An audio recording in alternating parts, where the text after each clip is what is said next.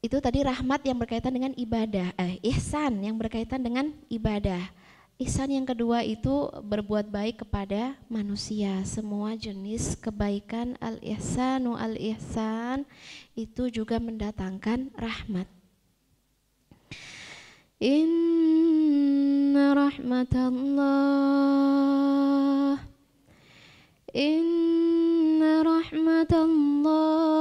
qaribum minal muhsinin.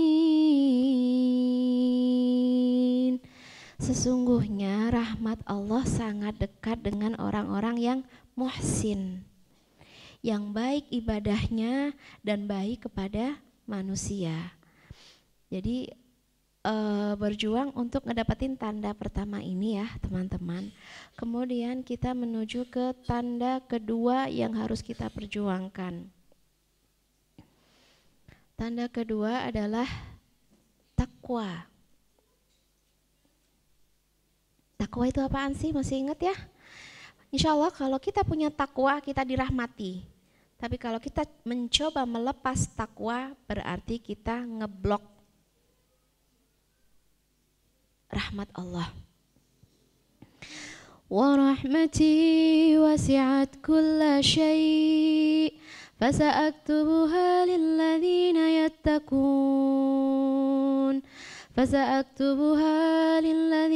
yattaqun wa yu'tuna az-zakah walladzina hum biayatina yu'minun. Oke. Jadi kenapa sih kita harus bertakwa? Takwa itu takut, takwa itu menjaga, takwa itu menjauhkan diri dari yang haram. Itu namanya takwa. Sekecil apapun kita belajar untuk menjauhi yang haram. Dari haram yang paling kecil sampai yang besar. Misalnya dari makanan-makanan ya, kita alhamdulillah meneliti apa yang masuk ke dalam tubuh kita. Kemudian dari lisan yang masuk dan yang keluar. Apa sih yang keluar? Ucapan-ucapan ya. Kalau kita misalnya lagi marah banget, tapi kan puas banget ya kalau kita marah terus jedar itu enak banget, bener gak sih? Puas gitu. Tapi apakah kepuasan kita mendatangkan rahmat? Kan pertanyaannya itu ya. Kita puas tapi kalau kita sedang ngeblok rahmat, itu kepuasan model apa? Kepuasan sesaat doang. Tapi kalau kita kayak berhasil bertakwa, jadi ciri-ciri orang yang bertakwa itu diantaranya wal kadhiminal ghaidha wal afina anin nas, dan orang-orang yang menahan amarah. Kenapa? Karena khawatir biasanya orang yang sudah marah itu kelebihan. Ya kan kita pengen ngebales ya, tapi hasilnya kelebihan. Misalnya kita orang gitu kan marah ke kita, orangnya punya kesalahannya 5, kita ngebales 10. Kenapa sampai 10? Ya itulah biar puas, biar mantap, biar nikmat. Oke, nikmat itu tidak akan mendatangkan rahmat. Tapi kalau kita berusaha stress management, kemudian kontrol emosional gitu kan, meminta pertolongan kepada Allah, insya Allah kita termasuk orang bertakwa, dan dengan ketakwaan itu kita bakal dirahmati. Dirahmati itu rahmat luas banget ya, seperti yang aku jelasin tadi. Jadi Allah, aku tahan amarah aku karena aku ingin dirahmati. Allah, aku bertakwa sebenarnya berbuat dosa ini sesuatu yang dulu edik ya, misalnya aku tuh orangnya gimana ya, seneng banget ngomongin orang gitu misalnya nggak bisa berhenti ngomongin orang, tapi karena amalan takwa, sekarang aku sudah tobat, aku udah diem. Kenapa? Berharap Allah turunkan rahmat. Biasanya dosa apa sih yang paling susah banget kita hindari? Tergantung macem-macem. Ada misalnya antara anak dan orang tua. Mungkin memang orang tuanya error, akhirnya anak juga error. Nah, ini yang paling sering terjadi dan sulit di-cut, sulit di apa ya? Lingkaran dosanya sulit dihentikan. Karena orang tua error, akhirnya anak juga kayak ngerasa berhak dan boleh error. Dia durhaka kepada orang tua. Akhirnya dia terus saja nggak silaturahim sama orang tua.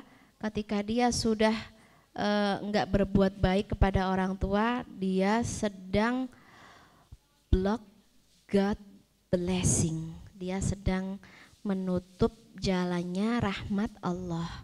Makanya kita harus teliti, apa sih pintu rahmat yang sedang aku blok, yang sedang aku tutup? Karena kan kata Allah rahmat itu banyak banget, tapi kenapa aku nggak dapat rahmat? Nah, kita teliti, apakah kita ihsannya belum sempurna, apakah takwanya belum sempurna, sehingga masih banyak penghalang-penghalang rahmat yang datang kepada kehidupan kita. Oke, yang kedua tadi apa? Takwa. Berikutnya, nah, tanda Allah siap merahmati kita adalah kita juga punya rahmah, kita juga punya kasih, kita juga punya sayang. Kalau hati kita garing, nggak ada kasih, nggak ada sayang, nggak ada kasihan gitu kan, biarin gitu, rasain. Itu berarti kita udah nggak ada rahmah, salah sendiri.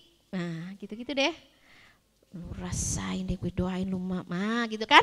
Kenapa dia sampai ya wajar, mungkin dia sedang dalam amarah, dia disakiti. Wah, lihat aja nanti mampus dia. Misalnya ya, itu dia sebenarnya dia bukan hanya mendoakan buruk kepada Allah, tapi dia sedang ngeblok rahmat Allah. Kenapa? Karena ternyata rahmat Allah itu mengalir ketika di sini ada rahmah gitu. Jadi please open the door, buka pintu rahmat di hatimu, maka Allah juga akan membuka pintu rahmatnya. Misalnya ada orang berbuat kesalahan, ya udah dimaafin, maafkan. Kenapa? Karena kita berharap Allah juga maafin dosa-dosa kita. Dosa-dosa kita kalau dihitung, maksudnya kalau kita kayak mau hitung-hitungan ya, dosa dia segini, dosa yang menyakiti kita misalnya segini, dosa aku segini, udahlah Allah, aku maafin dia dengan syarat please maafin aku. Boleh nggak kayak gitu? Boleh banget. Meskipun apa ya? Nah, nanti aku ceritainnya tentang Rasul ya. Intinya gini, kalau kita punya amalan soleh itu bisa kita pakai untuk mendatangkan kasih sayang Allah, terutama rahmat. Kalau yang kita inginkan rahmah, berarti di hati kita juga harus ada rahmah.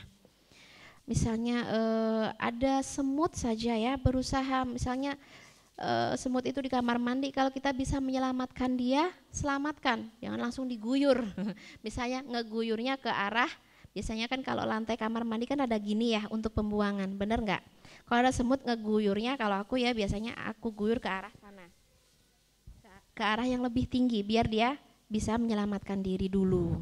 Jangan langsung siram semua, aduh kasihan. Yang bisa diselamatkan, misalnya terlalu banyak semut, jangan buru-buru disemprot, coba pakai apa? Pakai pengusir semut garam kali. Apa coba? Aduh baygon, itu mah ngebunuh ya. Coba itu jadi kalau bisa langkah terakhir ya. Langkah terakhir kalau udah kayak mengganggu banget, sudah nyusahin banget. Coba nanti teman-teman searching cara mengusir semut. Bukan ditiup, ini solehah banget tiupin satu-satu. Itu ngejajar semua banyak. Ya pokoknya berusaha kita untuk ngasih rahmah ke hewan, ke manusia, kita punya kasih. Sebenarnya kasih itu secara umum empati. Ada teman sakit, kita bersegera, ih kamu sakit ya gitu, diambilin air ya, butuh dikompres nggak, bla bla bla, itu namanya empati. Ada orang yang ya sekamar, sekantor gitu, temennya sakit, bla bla bla, nggak peduli, karena dia tidak belajar menjadi rahmah. Makanya mungkin dari situ ketika kita nggak ada rahmah atau bahkan kita ada hate itu kebencian. Biasanya kalau orang udah benci udah no compassion. Jadi kalau udah nggak ada kasih sayang ya kalau udah ngebenci gitu. Ini kayak ingin mentadaburi gitu. Biasanya kalau orang sudah benci udah nggak ada kasih sayang. Makanya coba belajar untuk mengobati hate. Makanya please jangan pernah jadi haters ya. Luar biasa itu haters, itu berarti di dalam hatinya enggak ada rahmah, enggak ada compassion. Ada orang salah dikit langsung dinyinyirin, bener enggak? Itu aduh omongannya luar biasa, kritis banget, nyinyir banget, ngegores banget. Itu tuh nggak ada. Ya udahlah, kesalahan kecil nggak usah dibahas. Ya udahlah, nggak usah digede-gedein. Ya udahlah, nggak usah dinyinyirin, nggak usah. Irhamha, kasihani dia gitu kan. Ini enggak, tambah kita blow up dong kesalahan, tambah kita gede-gedein, tambah wah astagfirullahalazim. Mau kesalahan kita di blow up, mau kejelekan kita itu dibongkar aduh Masya Allah, ini pekerjaan para haters yang di dalam hatinya nggak ada sayang. Duh kasihan, jangan digituin, nanti nama baiknya jadi jelek. Kasihan, dia itu orang yang berproses. Orang tuh nggak ada yang sempurna, itu proses dia. Yang dia butuhkan support, yang dia butuhkan motivasi, bukan nyinyiran, bukan celaan, bukan hinaan. Please berhenti mencela. Kita tarohamu, saling berkasih sayanglah. Ta'ahu, saling bersaudara. Biasanya kalau kita punya kasih sayang, kesalahan masih bisa kita tahan. Ya kan? Apalagi coba bayangin kalau kita sebagai seorang ibu, anak salah, langsung kita bully. Enggak ya. Anak kita salah, apakah kita nyinyirin? Enggak. Justru kita berikan arahan, gini sayang, gini loh nak, aduh nggak gitu nak, gini loh nak, bukan kamu gitu ya. Gimana sih bahasa orang haters gimana, coba contohin bahasa orang haters.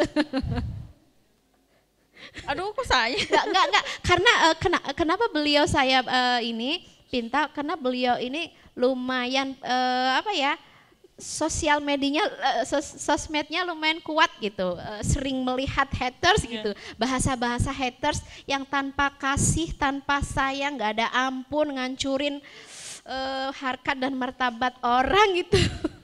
Coba gimana bahasa haters yang harus benar-benar kita hindari? Banyak ya, apalagi di sosial media sekarang bebas banget ya ngomong. Kayak followers Lambe Turah mana? Banyak banget ya. Ngomong yang gimana nyinyiran, biasanya? Ngomong gimana? Itu banyak nih, sampai modal keluar semua di otak mah. Pokoknya banyak banget, sampai si yang dinyinyirin sampai stres banget gitu kan. Ya berarti dia nggak ada rahmah. Oke lah, kalau memang itu sebuah kenyataan, sebuah realita, ya irham. Kasihani dia, caranya bukan nyinyirin, caranya bukan nge-hate, tapi support dia dan arahkan dia. Gini lo sayang, gini lo dir, gini lo cinta gitu kan. Nah pasti gitu ya. Tapi kalau kita hina, kita caci, kita celah, dia akan berdiri sebagai musuh kita. Terus kapan kita akan bersaudara kalau kayak gini kondisinya gitu. Padahal sesama baik korban maupun yang penyinyir, mungkin kalau ini sesama muslim kali ya. Yang dinyinyir mungkin berkerudung, yang nyinyir juga berkerudung. Ya Allah, Masya Allah, inikah umat Nabi Muhammad yang gak ada kasihnya, gak ada cintanya, ada kesalahan langsung lo gue gitu kan, ini gak ada rahmah. ya. Jadi ini kalau rahmah ada kaitannya dengan kesalahan. Ini juga tipe rahmah kan banyak banget ya. Rahmah itu juga ketika empati orang sakit tadi, atau rahmah kita punya rezeki lebih, kita tuh cinta banget sama fakir miskin, kita cinta sama anak-anak yatim, kita sayang sama anak-anak gitu-gitu. Itu semua bentuk rahmah. Ar-rahimun yarhamhumur rahman. Irhamu man fil ard yarhamkum man fis sama. Orang-orang yang punya kasih, orang-orang yang punya cinta, Allah pasti mengasihi dan mencintai. Ar-Rahman pasti akan mengasihi dia. Irhamu man fil ard, sayangi yang ada di bumi, maka yang ada di langit juga bakal sayangi kamu. Gitu loh, udah ya. Yang salah tetap sayangi. Kenapa? Itu proses. Mungkin dia melakukan kesalahan itu karena memang jauh dari masih jauh dari hidayah, masih jauh dari lingkungan yang bagus gitu.